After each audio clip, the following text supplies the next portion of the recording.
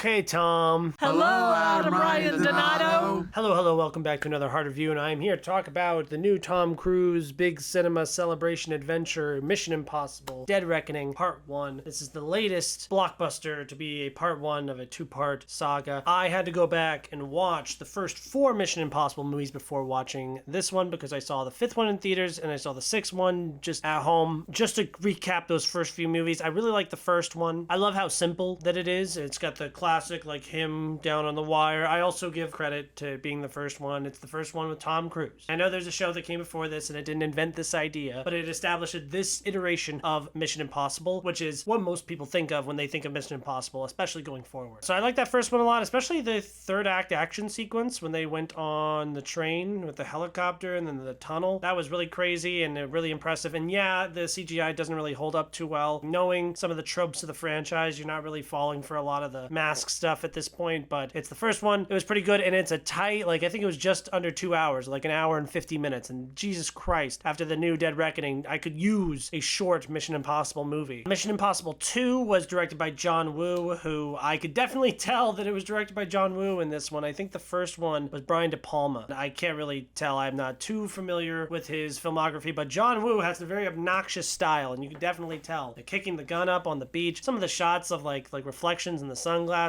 Wow, this is really turned up to the max, really saturated. I saw a lot of face-off in this. And those are the best parts about the movie. The worst parts about the movie are most of the other things. I didn't care about any of it, except when Anthony Hopkins said that funny line about missions being impossible that everyone makes all the time, and I'm like, hey, way to get out ahead of it. Also, Thandie Newton, certified babe. MI3, I was really weary going into this one because I really do not like J.J. Abrams. I think he sucks, and I was actually surprised by how much I liked this one. Yes, it's obviously, once again, I could tell who directed it before I even see the credits. All the lens flares and whatnot, and just the visual style of the movie just in general. I was kind of annoyed with this one that we didn't follow the through line of the second movie because it seems like he's kind of quitting to go be with Thandie Newton after the second one. And the third one, he has quit and he lives in a domesticated house, family with a wife. I mean, no kids yet, but a wife, and it's not Thandie Newton, it's Michelle Monaghan. I guess we move forward in time. I know that Tom Cruise said that the beauty of these it's kind of like Indiana Jones where it's like each episode stands on its own. So I guess that's nice about it, but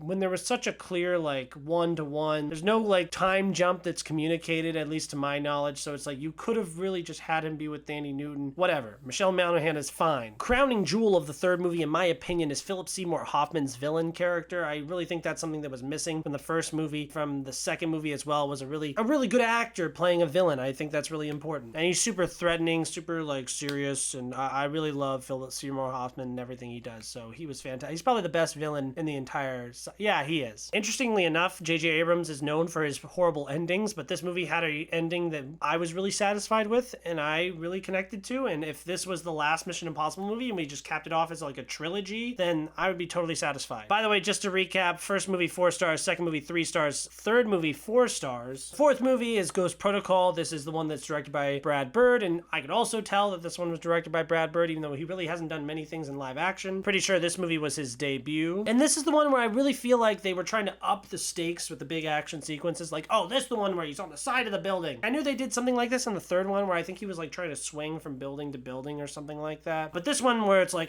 big landmark thing. He's doing the craziest stunt ever, guys. And he's actually doing it. I like the whole Brad Bird being every electronic device that they're going to use in this movie is going to not work in some kind of way, shape, or form. That's a fun little bit for this movie. And I really like how it's a different director every time. I kind of hope that they stay with this bit. Obviously they didn't because Christian McQuarrie just started making every single one. It's really cool to see a different director add his own flavor and style to each installment in the franchise. This is the one that adds Jeremy Renner as well. We are also having Simon Pegg in this one, who was in the third one, introduced when J.J. Abrams came to the scene. Benji's one of my favorite characters in this franchise. I just think Simon Pegg is one of my favorite actors in general. He's super funny, and I think he plays really well with Tom Cruise. Ving Rhames also does, who I was interested to find out that he's the only side character that carries through the entire franchise that's in the first one. So I thought that was cool. But the fourth one was just a lot of more of the same, I guess. I guess this would be my favorite one to this point. I'm going to give it a 4 star. Then the fifth one, this is where we started to go with Christian McQuarrie every time. It was Rogue Nation. It came out right before Rogue One came out. I mean, I guess a little over a year. And they stole that title. I remember that was a bigger deal at the time. And now it's who really gives a shit? This is the one that starts off the coolest because it starts off with the big action set piece where we're he's running onto the plane and holding onto the side of the plane. Like, that's super awesome and impressive, and I love that. Just as well as I love the on the side of the building in Dubai. Starting off with this like adrenaline punch is super fun. You know, when he's hanging onto the cargo and he's like, bye, and he just flies off. That was really fun. I really enjoyed the opening over the rest of the movie, which was kind of just all right, like really good, but like no other action sequence or stunt really held a candle to that opening sequence. There's one with Alec Baldwin in it. I'm just totally not invested in the story of like any of these really. Like, yeah, I live in the world and I would like the world to be saved. That's nice. Also, like, who gives a rip?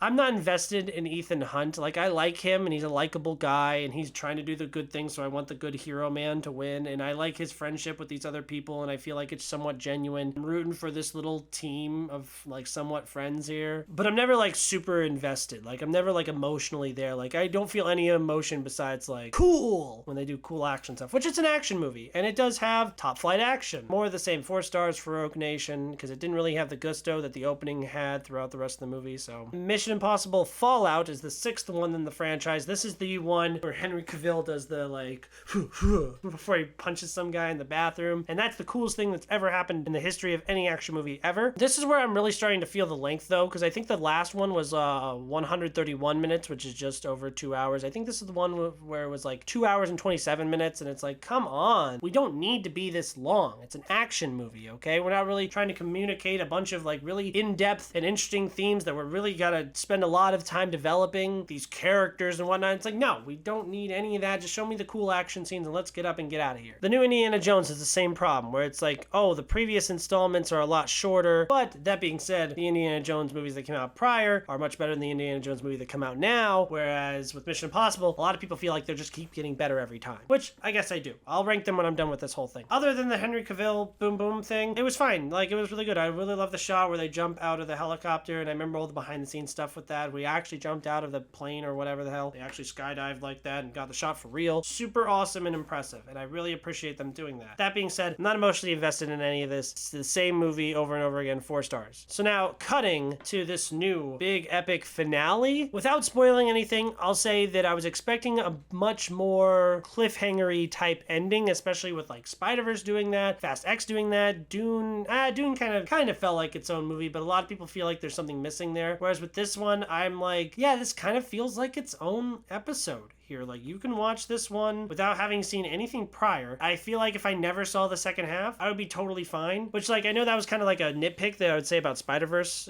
2, where I'd be like, oh, well, I need to see that second act to really know how I feel about this, so it's hard for me to really judge this on its own. This one, it's like, well, I don't really need the second part. Also, 2 hours and 43 minutes. What the hell are you doing? This is way too long. You don't need to be this long. It's not like I really felt it drag a bunch. Like, I really like this movie. I'm going to talk about it really angrily because I'm not really a fanboy for this franchise at all. You don't need to be that long. 2 hours and 43 minutes. What the hell? There's the cool, obviously, where Tom Cruise jumps off of a ramp, tries to like parachute down onto a train, and that's super dope. And like, there's a lot of really cool, fun, like real action sequences in this movie, and I really respect practical effects in this movie. That we really wanted to capture it in camera, not use CGI, not cheat things. We really wanted to show you guys really cool stunts that are actually happening, and that's amazing. It'll never be a bad movie. I mean, it might be, but you know what I mean? Like, it'll always have that amount of respect that I'm like, yeah, good. Thank you. Once again, I'm not invested in any of these characters or the story at all. Like, I like Ethan, and I like Benji, and I like Luther, and I don't want any of these guys to go anywhere by their relationship with each other. Even though this is more of like,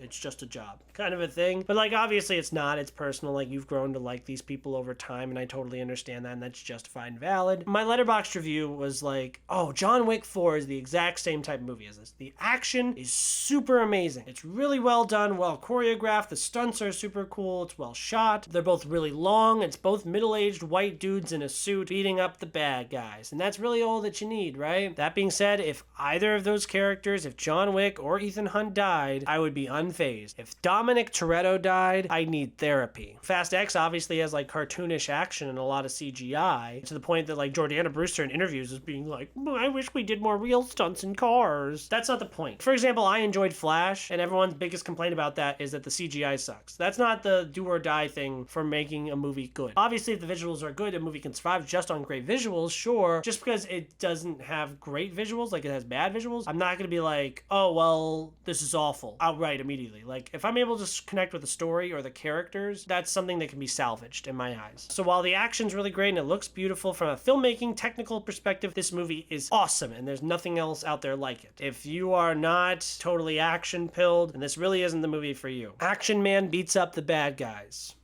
The original cast is all very good. Hayley Atwell, it's nice to see her in something that's not a Captain America movie. It's really cool. She's really good. Villain has this big personal connection with Ethan that they're really trying to build up, but none of that really did anything for me at all. It's just another one of these, except it's longer. So while I feel like from a filmmaking perspective, maybe they got technically better, I really don't think that we're learning anything from the story whatsoever. And now you're going to hear people who they love this movie. It's got like a 90-something% Rotten Tomatoes from critics and audiences, and that's great. Totally don't blame anyone if they're like, walk out of this and they're like, 5 out of 5, this is my favorite movie of the year, oh my god. But for me, it's, you know, it's just another really good action movie. 4 out of 5 for Mission Impossible Dead Reckoning Part 1 for me. If I had to rank all these movies, actually I haven't done this yet, so I'm doing this live here right now. Oh my god. Alright, so my favorite one, I feel like would have to be Fallout, because if you got the coolest thing in it, like him doing the muscle-y thing, then that's my favorite one. Even though I think it is too long, it's not the prime version of this movie, like at least the lengthwise. It's got the coolest thing in it, and it's got the falling down thing, so I'm gonna go with that one at number 1. I think I am gonna go Rogue Nation at the 2, followed by Ghost Protocol at the 3. Then I'm gonna go actually J.J. Abrams at the 4. The third movie now is my 4th one. Then this one's at the 5. The first one's at the 6. The second one's at the 7. Not really too big of a fan of the third one. It's kind of the outlier of the bunch, but the rest of them, they're all very good 4 out of 5s. You could really convince me any which way that any of them are better than the other one, and I really probably wouldn't care. I'm sorry that I am not obsessed with the action stunt movie. It's very good. 4 out of 5. Go see it. Go see it. Let's see other things that are out. If you think you're gonna love it, you're gonna love it. If you think it's not your bag, it's not gonna win you over. Go see movies in theaters. It's really awesome. Go see this in a big format. It's released on like a Tuesday instead of a Friday because they want people to go out and see it in the big format. And Barbie and Oppenheimer are gonna take all the bigger formats next week, specifically Oppenheimer, I imagine. So yeah, check this one out. Well, thank you guys so much for watching me talk about the Mission Impossible saga. This is much better. All of these are much better than Top Gun Maverick. Top Gun Maverick I'd probably put, I'm not even gonna put it ahead of the first Mission Impossible. It's only gonna go ahead of the second one. So it's probably like all of the Mission Impossibles are better than Top Gun. Tell me how much you hate me for not liking Top Gun. The original Top Gun's better than all of these though. So thanks for watching me. Like, comment, subscribe. Tell me what your favorite Mission Impossible movie is. Bum bum bum bum bum bum bum bum.